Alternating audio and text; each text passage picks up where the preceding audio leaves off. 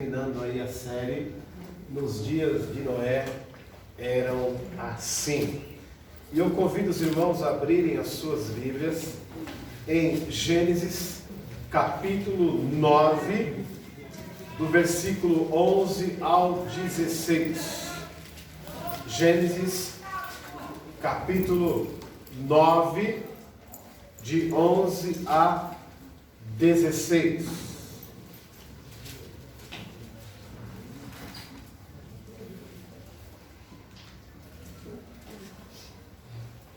Gênesis, capítulo 9, de 11 a 16. Quero dizer para os irmãos que Gênesis está no meio da Bíblia.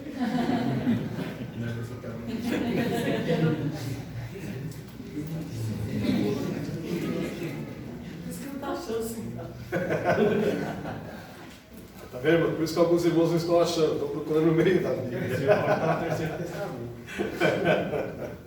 Gênesis, capítulo 9, de 11 a 16, diz assim: estabeleço a minha aliança convosco.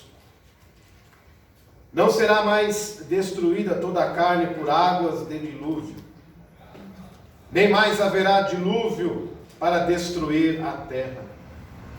Disse Deus: este é o sinal da minha aliança, que faço entre mim e vós, e entre todos os seres viventes que estão convosco, para perpétuas gerações. Porém nas nuvens o meu arco, e será por sinal da aliança entre mim e a terra.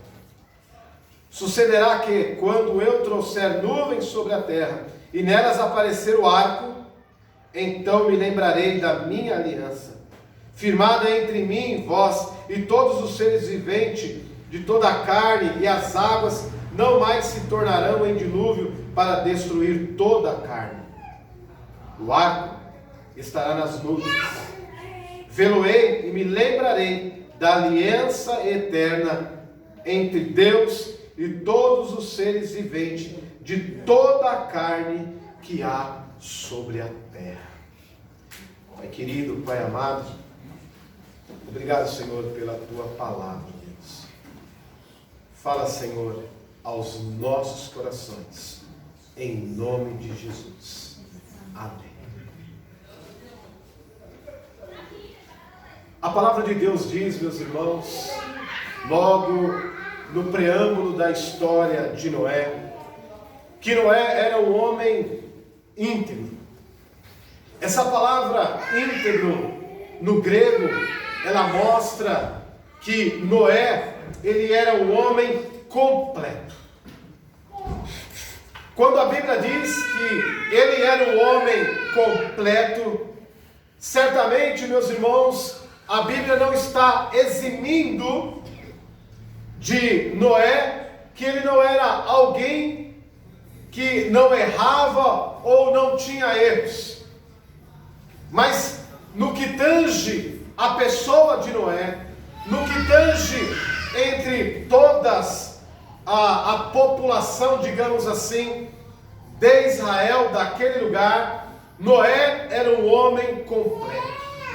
Vemos também, meus irmãos, na história de Noé, que Noé, meus irmãos, para ouvir o chamado de Deus, nós vemos que Noé era um homem obediente. Não há então quem ouça o chamado de Deus que não seja alguém obediente. Não há quem ouça um dia o chamado de Deus, ou que venha prosperar nesta terra, que não seja alguém obediente. O reflexo das nossas vidas vem por uma vida, meus irmãos, de obediência. Quando nós somos obedientes ao Senhor, nós vemos o reflexo dessa obediência nas nossas vidas. Nossos filhos, a nossa geração será obediente por ver em nós uma geração de pessoas obedientes. Não tem como, meus irmãos, fugir do Evangelho se não houver nas nossas vidas obediência. Mas eu quero dizer para os irmãos que se existe algo que o ser humano, desde que ele foi criado, ele tem problemas para obedecer. Se tem uma palavra, meus irmãos, que o ser humano não se adequa muito bem, seja ele o ímpio, seja ele cristão, é ser obediente. Parece, meus irmãos, que desobedecer é melhor do que ser obediente. Nós temos um problema seríssimo em obedecer. Infelizmente, meus irmãos, o nosso país, o país que nós vivemos, só tem duas formas de nós aprendermos algo, ou aprendermos as leis. Ou quando muitas vezes a pessoa é açoitada, ou quando muitas vezes ela paga, com o seu bolso para aprender a obedecer. Que bom, meus irmãos, se fosse diferente. Que bom se apenas as advertências pudessem nos ajudar. Mas não é o que acontece. Nós precisamos muitas vezes pagar, e pagar caro, para aprendermos a obedecer. A palavra de Deus é pura obediência, e quando nós não estamos aptos para obedecer, nós não somos servos de verdade. Então nós vemos que Noé, em primeiro lugar, ele obedeceu o chamado de Deus.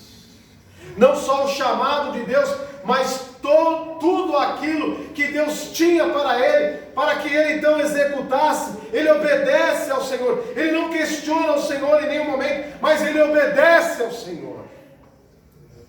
A desobediência é o fruto do que nós vivemos.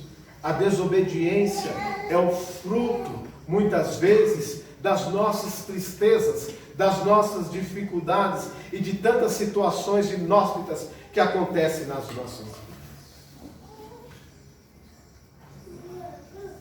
Então nós vemos, meus irmãos, que como é importante sermos obedientes. Mas muitas vezes, quando nós falamos em obediência, as pessoas acham que ser obedientes é viver debaixo de um cabeço. Muitas vezes as pessoas acreditam que ser obediente é ser alguém taxado, que não tem uma opinião própria, ou que não consegue pensar fora da caixinha. Não é nada disso. Quando nós falamos em obediência, nós falamos de um coração convertido, de um coração que ama a Deus. Quando nós somos obedientes a Deus, nós somos obedientes aos nossos líderes, nós somos obedientes aos nossos pais, nós somos obedientes a toda a autoridade que é imposta por Deus para as nossas vidas. Que venhamos ser homens e mulheres obedientes. A palavra de Deus diz que a rebelião, ou seja, a falta de obediência, ela é comparada como pecado de feitiçaria. Então, quando nós deixamos de obedecer a palavra, quando nós deixamos de obedecer a Deus, tem o Senhor para conosco que somos feiticeiros. Que venhamos ser homens e mulheres obedientes, como Noé foi. Noé em nenhum momento ele questionou a Deus, muito pelo contrário, em todos os momentos ele obedeceu a Deus. Estava lendo uma história esta semana de Steve Jobs, o grande mentor da Apple, falecido, se não me falha a memória, em 2012. Dono também de parte da Disney, Steve Jobs. E ele diz uma frase o seguinte, que tudo aquilo que a gente executa, tudo aquilo que a gente faz de coração, tudo aquilo que a gente faz com amor, pode ter certeza que onde nós colocarmos as nossas mãos, seremos produtivos. A pior coisa que existe é alguém que faz alguma coisa e ele não tem o desejo de fazer isso. Deus abençoe. A pior coisa do mundo é alguém, meus irmãos, que trabalha, que faz alguma coisa, mas ele não tem o desejo de fazer aquilo. A pior coisa do mundo é alguém que trabalha no ambiente, mas ele não gosta de trabalhar fazendo aquilo. A pior coisa do mundo é alguém que muitas vezes trabalha na igreja, mas trabalha forçado porque ele não gosta de fazer aquilo. Steve Jobs, ele diz que quando nós nos colocamos a fazer algo, o percentual de sucesso é muito grande nas nossas vidas. Imagina o coração do Senhor quando nós fazemos algo para Ele de bom grado, de bom coração. E Noé era alguém que aprendeu a ser engenheiro, marceneiro, cuidador de animais e tantas outras coisas mais, porque ele amava fazer aquilo que ele estava fazendo. A nossa vida tem que ter um ideal. Se nós não tivermos um ideal de vida, nós vivemos por viver. Você tem um ideal de vida? Você sabe o que você quer? Você sabe como alcançar? Você sabe qual a rota melhor que você deve seguir? Estou falando isso, meus irmãos, no âmbito da vida espiritual. A nossa vida tem que ter um ideal, e todos os homens que Deus chamou no Antigo Testamento e no Novo Testamento, todos esses homens, Deus colocou na vida deles alguns ideais, para que eles vivessem segundo esses ideais. Você tem um ideal de vida? Enquanto Noé viveu, Deus tinha um ideal na vida de Noé. E Noé tinha um ideal de vida também. Ele sabia de fato o que Deus queria para ele. E ele seguiu o ideal do Senhor. Como é importante, meus irmãos, quando nós ouvimos da parte de Deus quais são os ideais de Deus para as nossas vidas. E durante as nossas vidas, muitas coisas irão acontecer, como aconteceu na vida de Noé, mas ele não perdeu o grande ideal que Deus tinha na sua vida. Nós devemos, meus irmãos, levantar uma bandeira.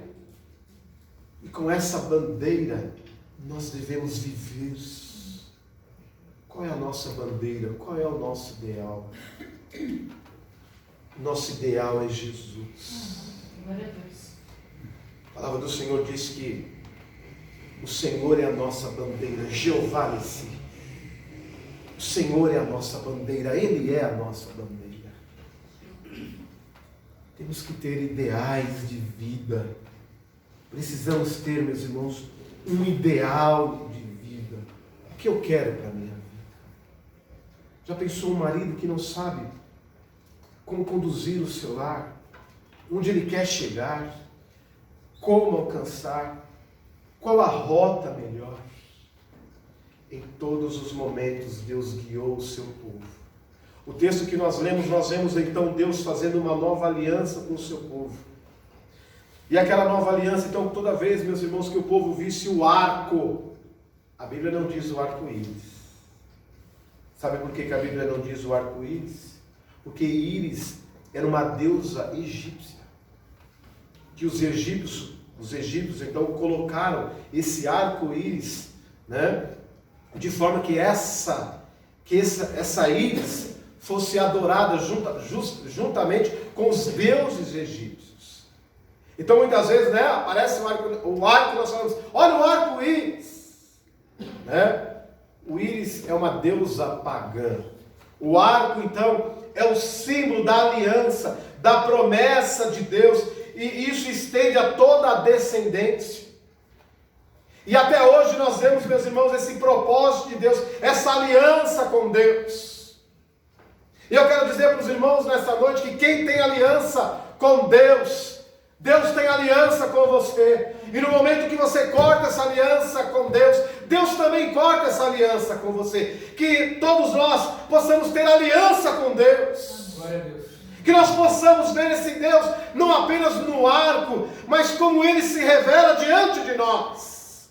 Que nós possamos renovar as nossas forças a cada momento, crendo que o Senhor nosso Deus é o Deus das nossas vidas.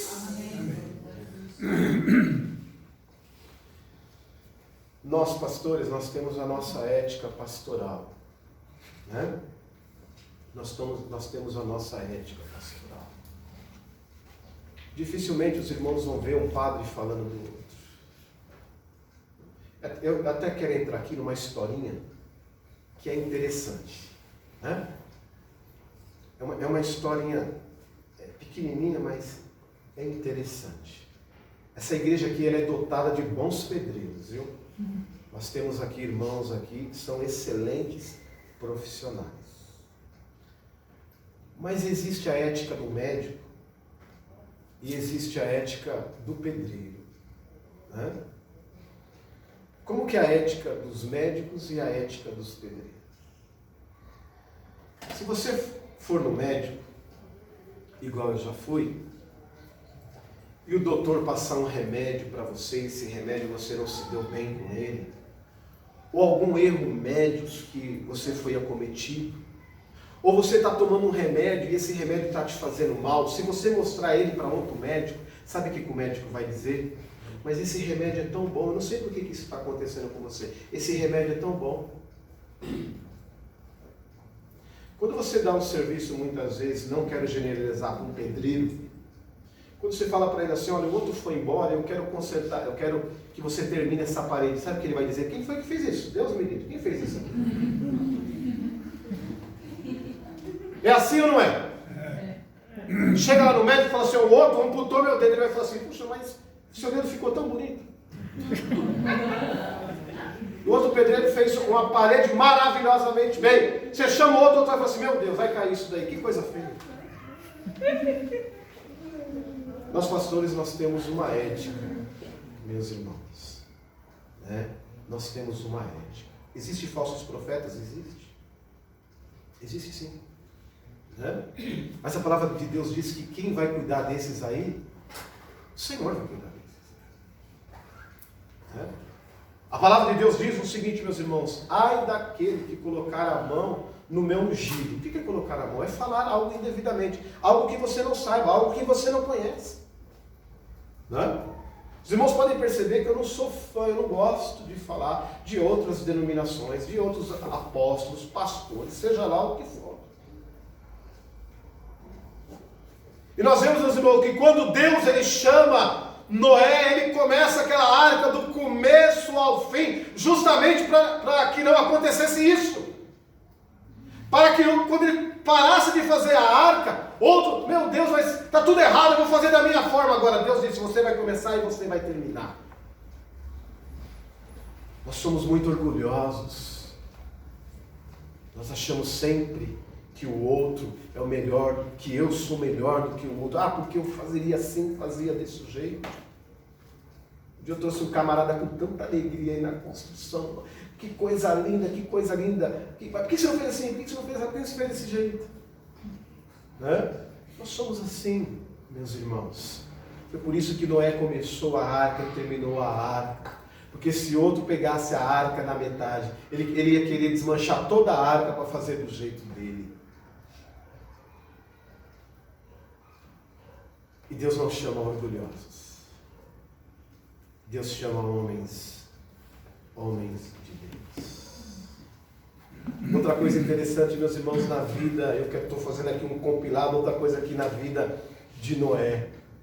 Qual a história que nós guardamos de Noé? No versículo 24 diz que despertando Noé do seu vinho, soube o que fizera o filho mais moço, ou seja, teve um momento que Noé então se embriagou de vinho, e as pessoas gostam de marcar esse momento que Noé ficou bêbado. Não se julga uma pessoa por causa de um erro que ele teve na vida. Não se define uma pessoa por causa de um erro que ele cometeu. Não podemos definir a pessoa por causa de um erro. Muitas vezes as pessoas, por causa de um erro, meus irmãos, nós definimos a vida dela inteirinha, absolutamente por causa de um erro. Não importa o que ela fez na trajetória da sua vida toda, nós marcamos aquele único erro que ele cometeu. E muitos guardam essa passagem da vida de Noé, quando ele ficou bêbado. Não se define uma pessoa por causa de um erro. Muitos homens de Deus, muitas vezes, aí eu digo pastores, Muitos homens que tiveram uma trajetória linda, mas por causa de um erro, tudo que ele fez no passado não vale para absolutamente nada. Não nos esquecemos, meus irmãos, que o nosso Deus é um Deus de misericórdia, de graça, de amor. Muitas vezes nós lembramos de certos erros nossos que nem Deus lembra mais.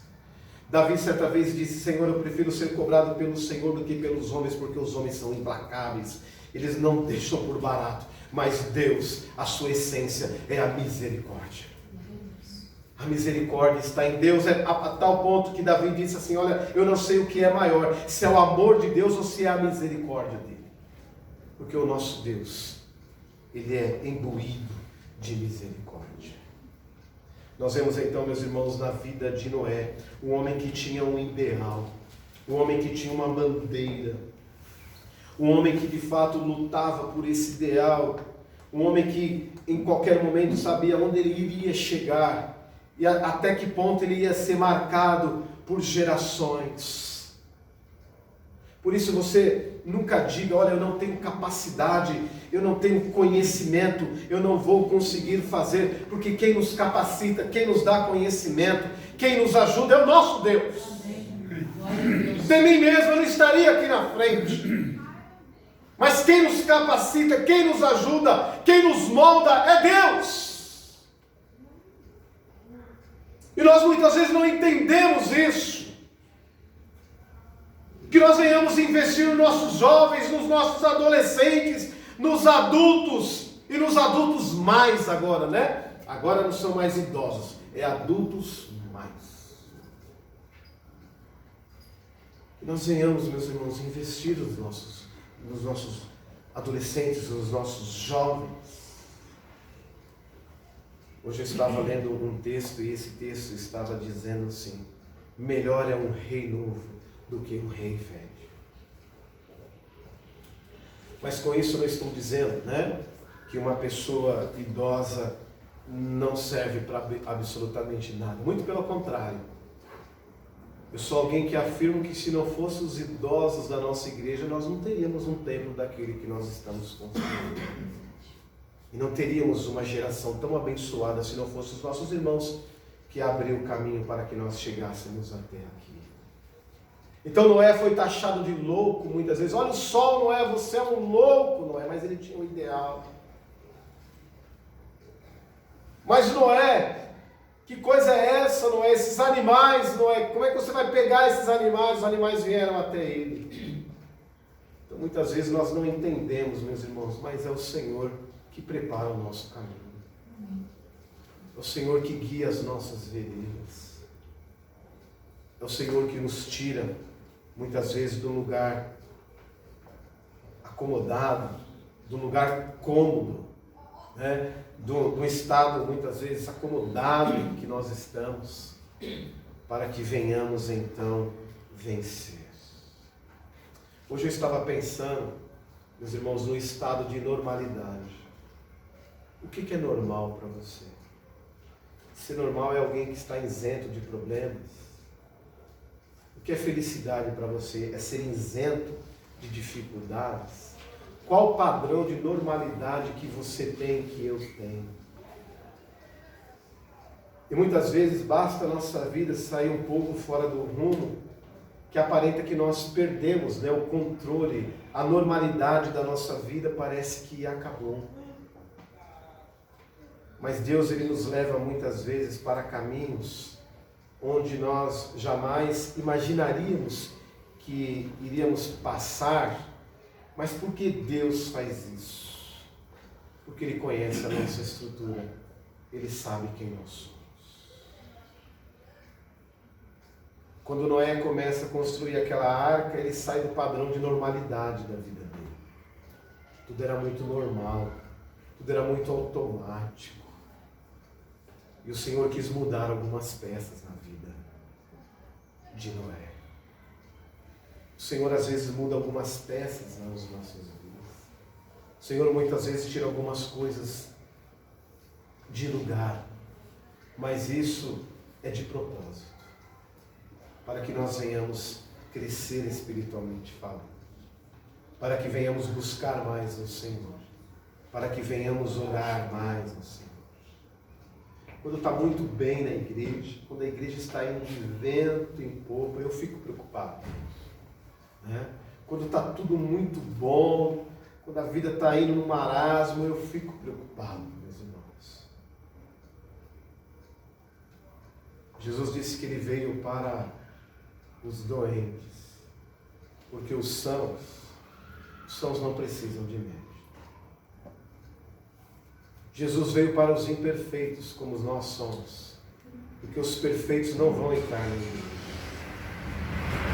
O Senhor veio para os quebrados, porque aqueles que acreditam que são inteiros não precisarão dele em nenhum momento.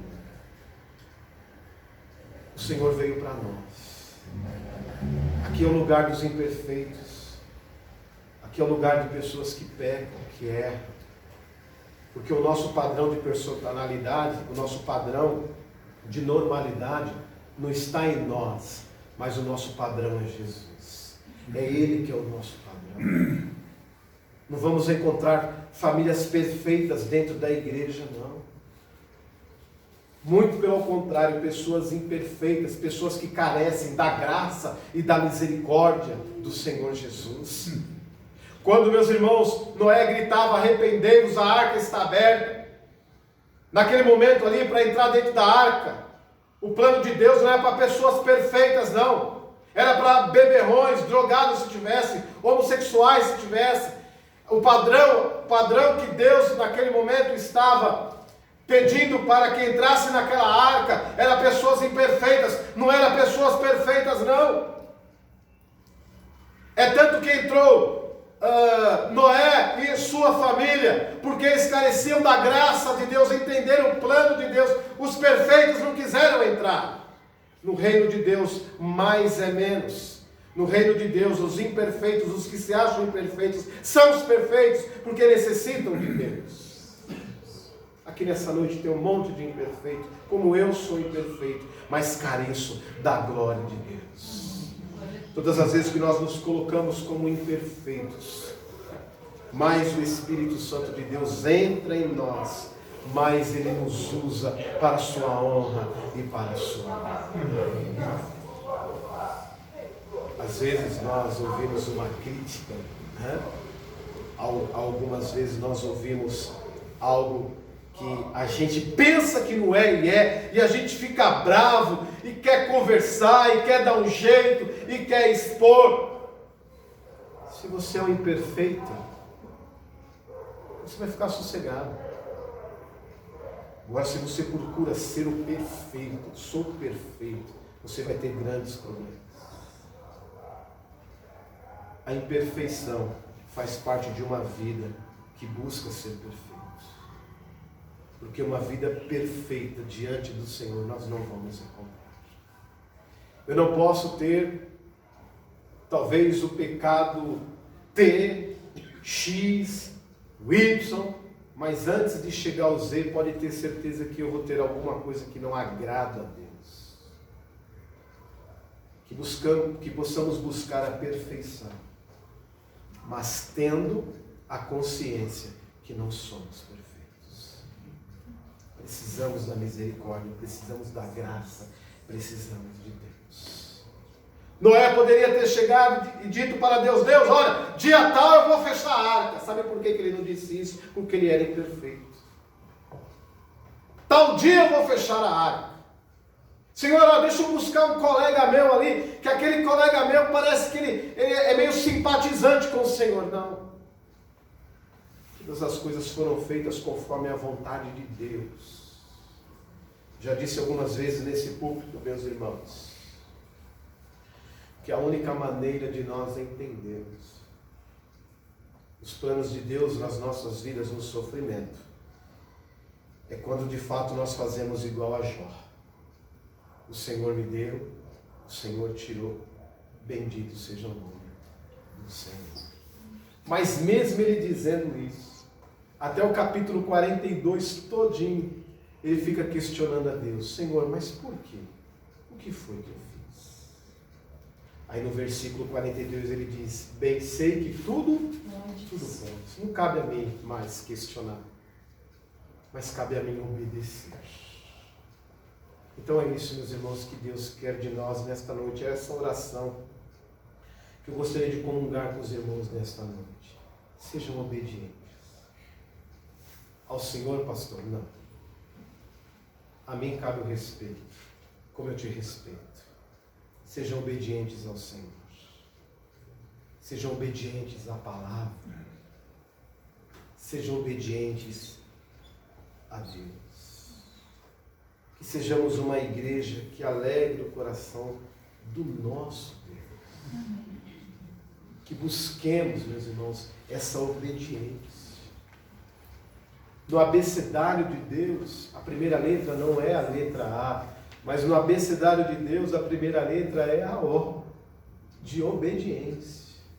Quando nós somos obedientes ao Senhor, somos bons maridos, boas esposas, bons filhos, bons cidadãos, bons vizinhos. Quando nós somos obedientes ao Senhor. E algo que se destaca na vida de Noé foi justamente essa obediência. Em nenhum momento você vê ele questionando no preâmbulo da história, no início da história. Em nenhum momento ele pergunta: Senhor, mas quem vai fazer essa arca? Quem vai me capacitar para fazer essa arca? Senhor, o dilúvio, quantos dias vai ser esse dilúvio? Como vai ser esse dilúvio? Não. Ele está debaixo da obediência de Deus. Por isso que ele conseguiu chegar até o fim. Oh, meus irmãos, que nós estejamos debaixo da obediência do Senhor. Sabe por que aquele mundo não mereceu? Sabe por que aquele mundo não mereceu? Noé? Sabe por que aquela geração não merecia Noé? Porque ele não era daqui. Nós também não somos daqui. E por nós não sermos daqui, é por isso que nós não se adaptamos a esse mundo. Porque nesse mundo aqui nós somos extraterrestres. Nós somos peregrinos, viajantes aqui. Esta semana teve um líder de uma determinada igreja, e eu não quero falar mal dele, divirjo da ideia dele. Ele estava ensinando os seus fiéis, vocês viram isso na internet? Ele estava ensinando os seus fiéis a passarem os seus bens no nome da igreja. Vocês viram isso essa semana? Né? Mas você já parou para pensar por que as pessoas, por que o mundo não entende isso? Eu posso até divergir um pouco da ideia, mas por que o mundo não entende isso? Porque a riqueza que eu tenho nesse mundo é minha, mas quando eu morrer eu vou levar essa riqueza? Não vou levar, meus irmãos. Não vou levar nada daqui. A única riqueza que eu vou levar desse mundo, né, é a promessa que Ele me deu, que Jesus me deu. Se o Senhor te chamar essa noite, e na porta do céu alguém te barrar, Pedro, né? Não, Jesus. Vamos colocar Jesus. Por que eu devo deixar você entrar no reino dos céus? Qual seria a sua resposta? Porque eu pregava, porque eu sou pastor da igreja, porque eu canto. Essa seria a minha resposta, né? Será que essa seria a minha resposta? O que eu iria dizer? Jesus, eu vou entrar no reino dos céus porque o Senhor é bonzinho, e eu sou bonzinho também, nós dois somos bonzinhos. Não, meus irmãos. A nossa resposta deve ser: é promessa, é garantia do Senhor. E o Senhor disse que os céus e a terra iriam passar, mas as suas promessas jamais. Os dias de Noé eram dias ruins e tristes, como os nossos dias de hoje. Porém, somente quem obedeceu o Senhor foi capaz de entrar naquela arca. Que nós, como servos do Senhor, possamos estar preparados para o grande dia. E o dia se aproxima. O dia está se aproximando. E a maior herança que nós podemos deixar para os nossos filhos, a maior herança que nós podemos deixar para as pessoas, é que um dia nós somos servos do Senhor, servos do Deus Altíssimo. Vivia a palavra do Senhor, éramos crentes de verdade. Essa é a maior herança. Casa, carro, dinheiro, isso finda, dá briga, dá problema na justiça. Mas a palavra do Senhor não.